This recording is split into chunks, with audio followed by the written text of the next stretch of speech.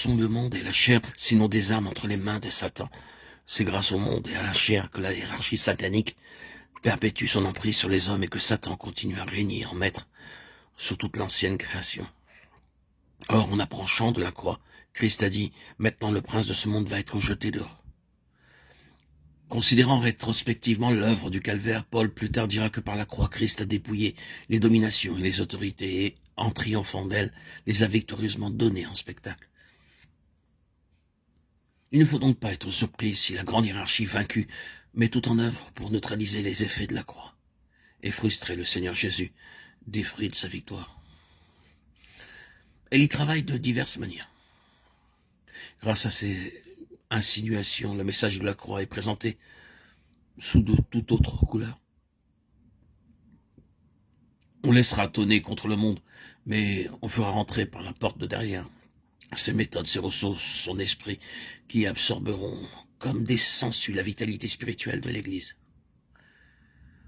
Pour créer de la tension et provoquer des schismes, on stimulera les énergies charnelles, la vie propre, le vieil Adam. Ainsi, le ciment de la grâce et de l'amour fraternel se désagrégera peu à peu. Pour obscurcir la nécessité de la régénération, on mettra l'homme au premier plan en poussant à la philanthropie, au culte de la beauté.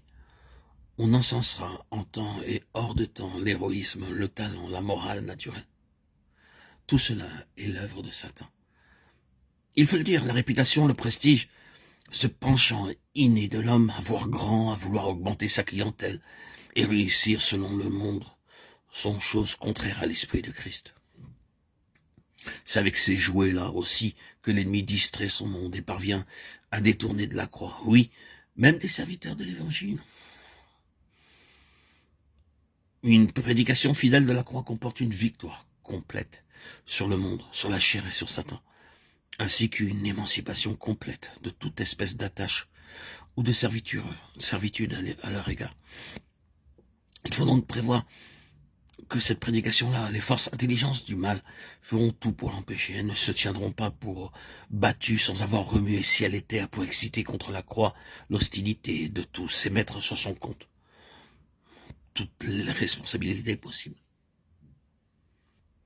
La vie divine dans sa plénitude, l'expérience de la victoire, la collaboration effective avec celui qui est assis sur le trône, l'honneur de réaliser avec lui ses plans éternels, seront nôtres dans la mesure seulement où nous lierons notre cause à celle de la croix, en nous identifiant sans réserve avec le sens profond que la parole de Dieu lui donne. J'ai été crucifié avec Christ. Désormais, ce n'est plus moi, c'est Christ. Ils l'ont vaincu à cause du sang de l'agneau et à cause de la parole de leur témoignage. Et ils n'ont pas aimé leur vie, mais ils l'ont exposé à la mort.